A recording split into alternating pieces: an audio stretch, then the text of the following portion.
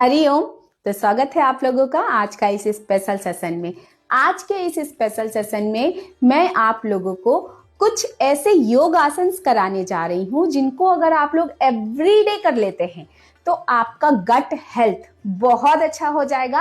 आपकी डाइजेशन से जुड़ी हुई हर समस्या खत्म हो जाएगी और जब आपका गट हेल्थ बहुत ज्यादा इंप्रूव हो जाएगा तो आपकी सारी बीमारियां पूरी तरह से खत्म हो जाएंगी।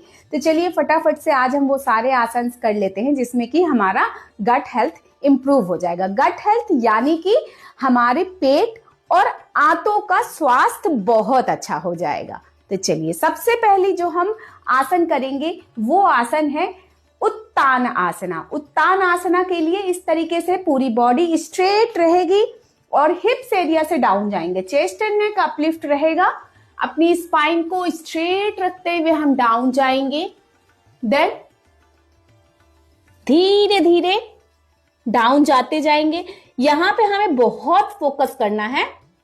हमारी हैमस्ट्रिंग और कॉल्फ मसल्स पूरी तरह से स्ट्रेट रहे। बॉडी का वेट पैरों के पंजों की तरफ रहे और जब तक हमारे चेस्ट हमारे नी से टच नहीं होते जब तक हमें गर्दन नीचे नहीं लाना है। जब हमारे चेस्ट नी से टच हो जाएंगे तो हमें धीरे धीरे गर्दन को नीचे लेके जाना है।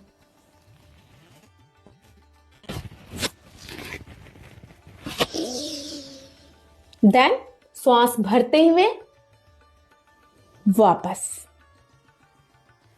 इस अभ्यास को एवरीडे आपको कम से कम 10 बार करना है। जब आप उत्तान आसन करते हैं तो आपकी पूरी पेट की मसल्स एक्टिव होती हैं, दबती हैं, जिसकी वजह से आपकी आंतों में जमा हुआ मल पूरी तरह से खत्म होने लग जाता है, यानी निकलने लग जाता है और मल द्वार के द्वारा, यूरिन के द्वारा वो मल साफ हो जाता है और धीरे धीरे आपका गट हेल्थ बहुत अच्छा हो जाता है। और जिनको भी पेट में बहुत ज्यादा मोटी मोटी चर्बी रहती है वो पूरी तरह से खत्म हो जाती है। देन इसके बाद जो हम दूसरा आसन करने वाले हैं वो है वज्रासन। वज्रासन में आपको जरूर जब भी आप खाना खाइए, नाश्ता करिए, तब भी आपको वज्रासन में बैठ करके इस तरीके से थाइज में हाथ रखते हुए बैक स्ट्रेट करते हुए कम से कम 10 मिनट तक बैठना है और अपनी श्वासों में फोकस करना है। उस समय नो गैजेट्स, बिल्कुल भी गैजेट्स यूज नहीं करेंगे, अपनी श्वासों से मिलेंगे आप, ठीक है। देन इसके बाद जो हमारा अगला आसन है वो है पश्चिमोत्तानासन। इस तरीके से दंडासन में आते हुए अपने हाथों को श्वास भरते हुए ऊपर लेके जाएंगे। चेस्ट एंड नेक अपलिफ्ट रहेगा। हिप्स एरिया से डाउन जाएंगे। अपनी स्पाइन को स्ट्रेट देते हुए, बिल्कुल स्ट्रेट रखते हुए, बिल्कुल स्ट्रेट।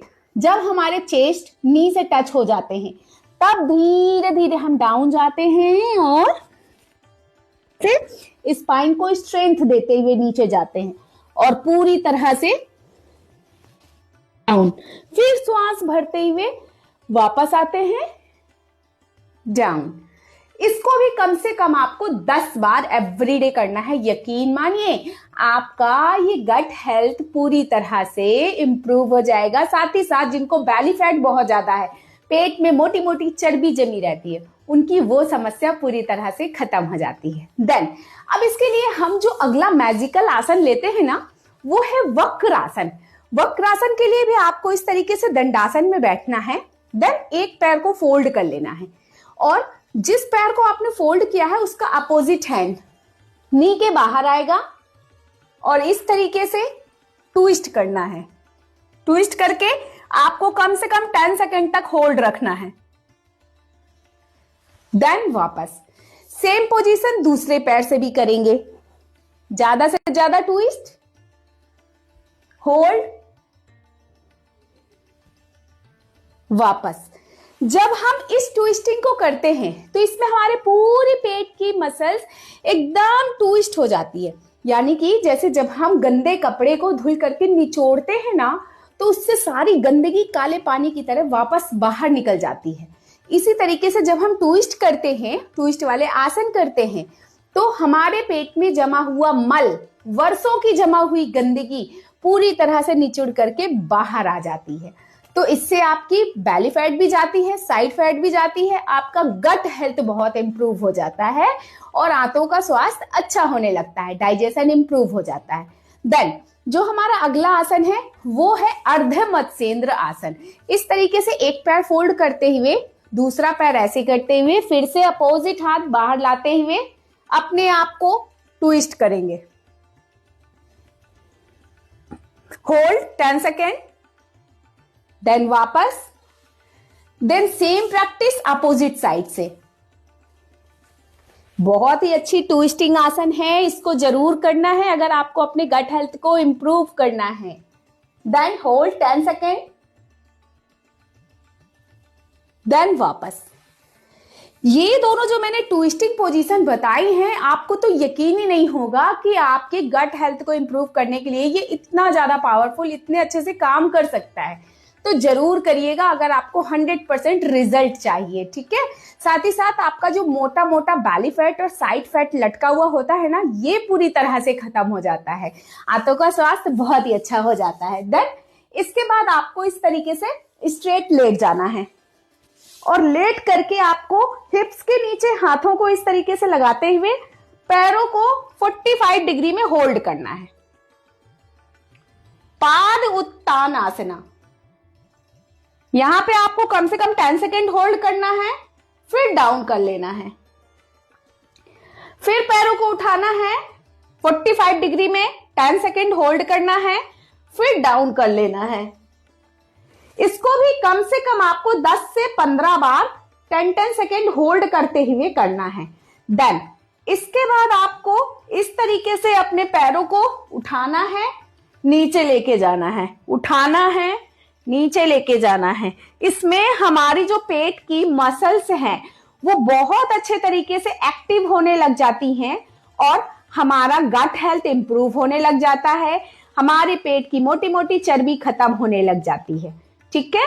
देन सबसे अच्छा आसन जिसमें ना तो आपको गैस होगी, ना तो ब्लोटिंग होगी और ना ही कभी आपको मोटे पेट की चर्बी की समस्या होगी और ना ही कभी गट हेल्थ की समस्या होगी, वो है पवन मुक्त आसन। पेट को दबाते हुए आपको इस तरीके से होल्ड करना है और अगर किसी को सर्वाइकल प्रॉब्लम है तो सिर्फ पेट को दबा लेंगे और गर्दन नीचे रखेंगे। कम से कम यहां पे आपको 5 मिनट तक होल्ड करके रखना है।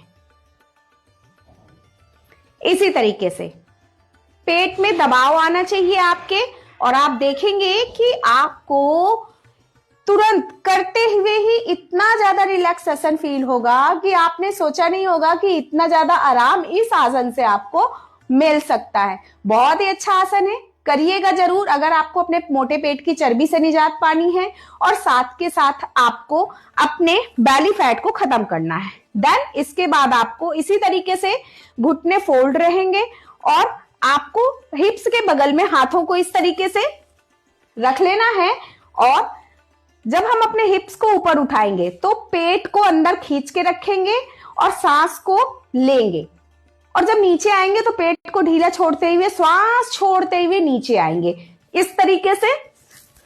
ये